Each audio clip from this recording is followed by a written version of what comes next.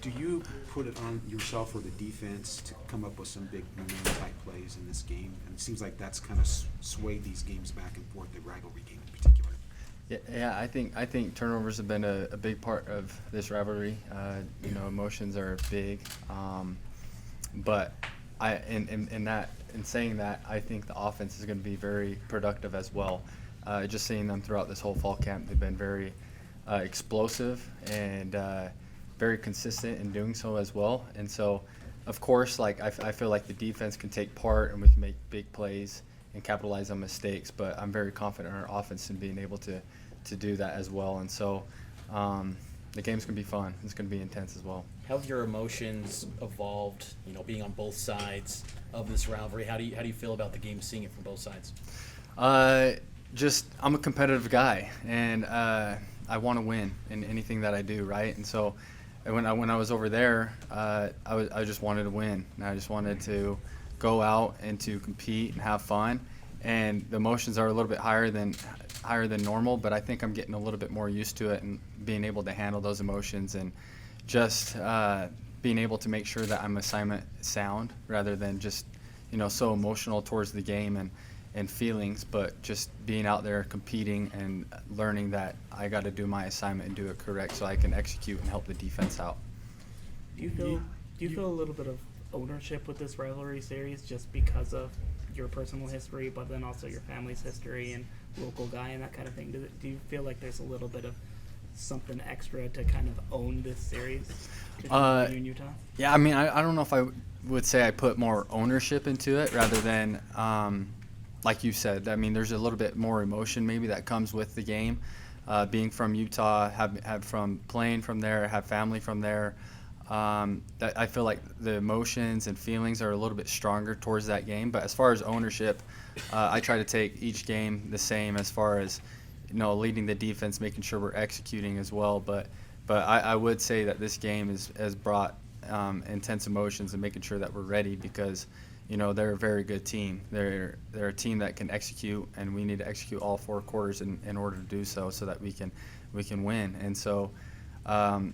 Understanding that, I've tried to take more ownership as far as making sure that everyone is ready offensively and defensively and being ready schematically as well. Utah is breaking in a new offense this year with a new offensive coordinator, but they have all their playmakers from last year back on offense. What challenges do they present from a defensive perspective? Yeah, I think they're very explosive. They have Zach Moss, a running back that can break free. He's very physical, and they have some wideouts that can stretch the field. So it can be challenging being able to have to defend the run, but at the same time defend the pass. And so we got to be able to execute whatever our coaches call. We have a great scheme in mind, obviously, but we got to be on our toes for those things and those playmakers that they do have. And their new offensive coordinator as well has done a great job in being able to make those type of plays happen and count and put points on the board. And so we're going to have to be ready and assignment sound to take on those type of playmakers. You mentioned the explosiveness of the Utah offense. I feel like explosiveness is a word we heard a lot in fall camp from your offense. What have you seen from the offense and their ability to be explosive? As far as our offense?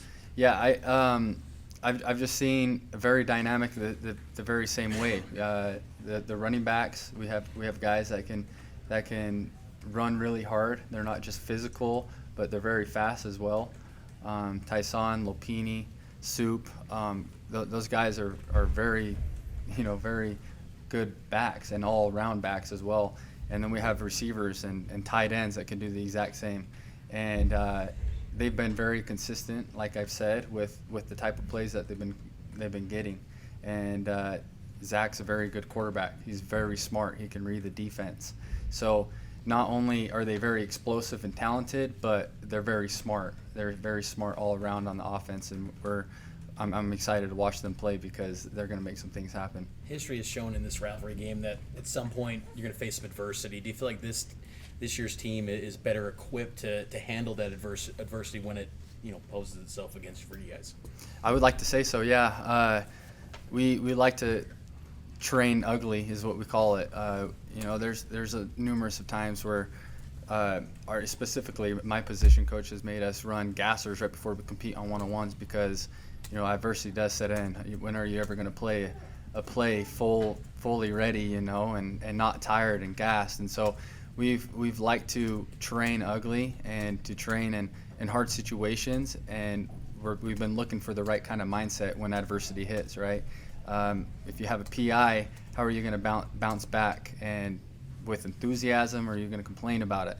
So we're looking to be very optimistic in situations that do come, and to just be excited about the opportunity that we have to make another play. You know, things might come around and might go bad, but it's just our opportunity and our chance to be able to make sure that we're going to do everything we can to fight and to win. Hayden Livingston's listed as a co-starter. What's he done to move up the depth chart as quickly as he has? He's always found himself around the ball. He's very talented. He's very fast, and he's been very assignment sound. And I think that something that separates him as well is just being able to always be in the film room, always ask the right questions. He's just always wanting to improve his game, and so when you mix that with talent, it's going to be hard to beat. And so he's a guy that's stepped up big time, and we have a room full of safeties that can compete and can contribute and make plays when counted upon, and coach really trusts them, and I trust them all, and so it will be exciting to see when those guys gets their chance, and I'm happy for them. You guys know that they're getting a lot of hype. You like the underdog, kind of being the team that maybe isn't getting the attention? You know, it's good with whatever we get thrown our way. I know who we are, and I like the offense to know who they are. You know, like I don't care with what the media wants to portray us at right now at this point, because you know it just doesn't matter to me. I'm excited. I'm glad that they're ranked in the top. What are they, 14 right now? I'm happy because it's just an opportunity for us to show who we are. Because I know who we are, but it's going to have to show game 1, game 2, and be consistent. So I'm excited for what the season holds for us. You're an in-state guy. Was the rivalry part of, you know, your life growing up as a kid and playing high school football here in the state? Yeah, it was always big. It was always a big one, like full of emotions. Guys, you know, just fighting like Utah's going to win, BYU's going to win, and at the time I didn't really have a preference just because I've had families on both sides, just being Utah and BYU, and even growing up in the recruiting process as well, just being open-minded as well. And so I've always remembered this game to be very intense, just watching it and going to these type of games, and it will be fun, and it's fun to take part of as well because it's the same way. Last question for Austin. Kalani was saying the defensive backfield is deep enough that it doesn't always contain right on the 2 deep on the depth chart. How deep can you guys be at DB this year, and how deep do you think you can go? I mean, I think it speaks volume as far as having Dine have moved to corner. I think it's very suited for him, and the coach has made the best decisions for that as well. And I think, I mean, you can just see these names up here, and those names, just looking at them gets me excited because these guys are playmakers, and he's right. We can go more than 2 deep because these guys are prepared. These guys put in extra work. They're putting in extra lifts. They're putting in extra time in the film room, and they're constantly, like I said, asking questions, and they want to improve their game. And so they're guys that we can trust to be in there and make an impact when they're called upon.